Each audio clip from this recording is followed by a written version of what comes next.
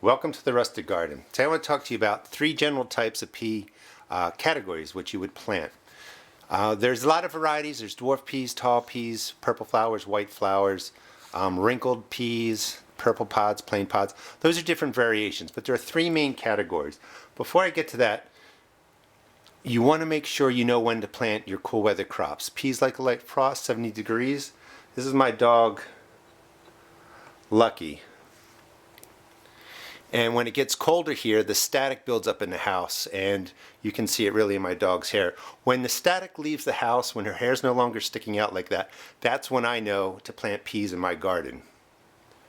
Not everybody has a long-haired dog, so let me just show you some tips.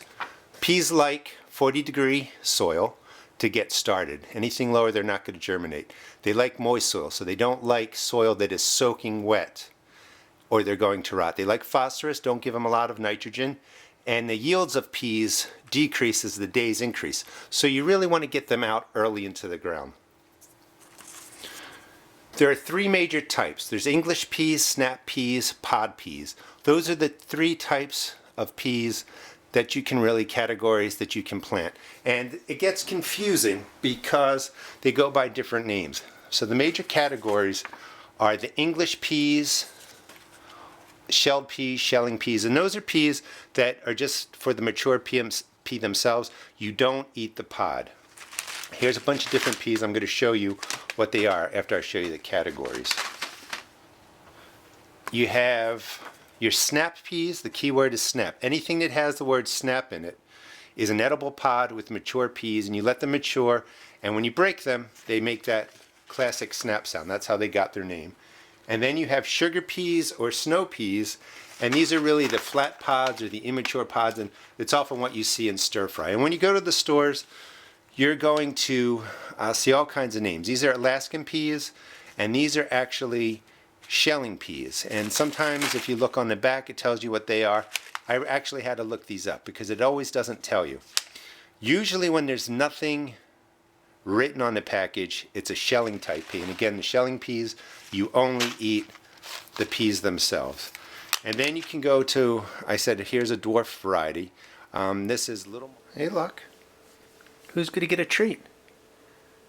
And when you look on this package to figure out what kind of pea it is, it doesn't tell you. So I had to look this up online. And this is also a shelling pea. So these are just grown for the peas themselves. Then you have a super sugar snap, and it gets confusing because the word sugar is in it and the word snap is in it. Over here you have sugar peas or you have snow peas. Anytime that it says snap, it could say sugar, sugar, sugar snap, you know, super snow sugar snap. The word snap means that it's an edible pod, mature pea, full-size pea, and that's what you always look for whenever it says snap. This one says melting sugar snow pea, so this is more of a stir fry, and it's just a flat pod with immature peas.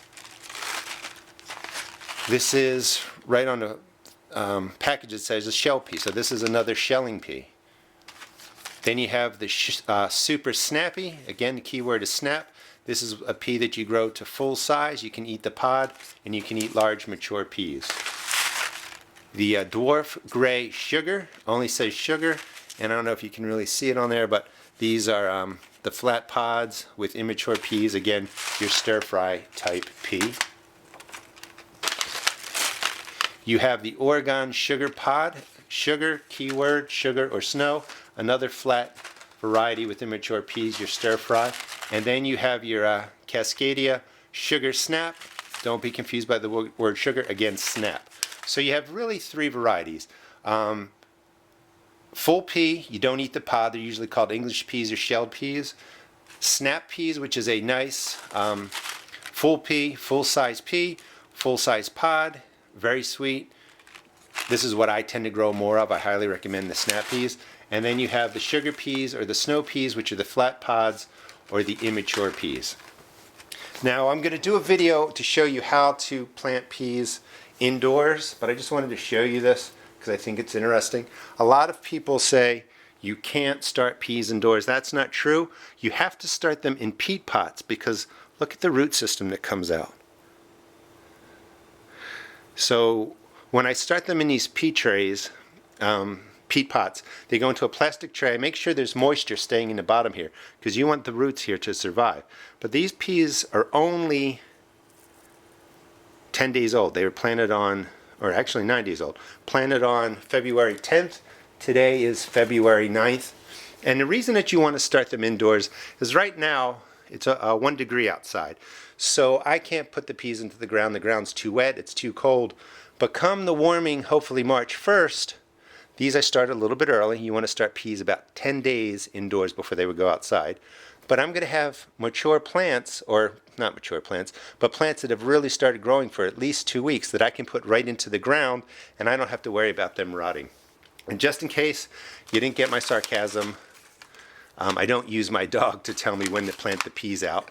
I really look for, soon as I get 40-degree temperature, when I know that's coming, I try and start peas indoors about 10 days before they would go outside. Hope you enjoyed the video and you understand the difference between the 3 main varieties. I highly recommend snap peas. They're easy to grow. Please check out my blog at www.therustedgarden.blogspot.com and also check out my YouTube videos. Thanks.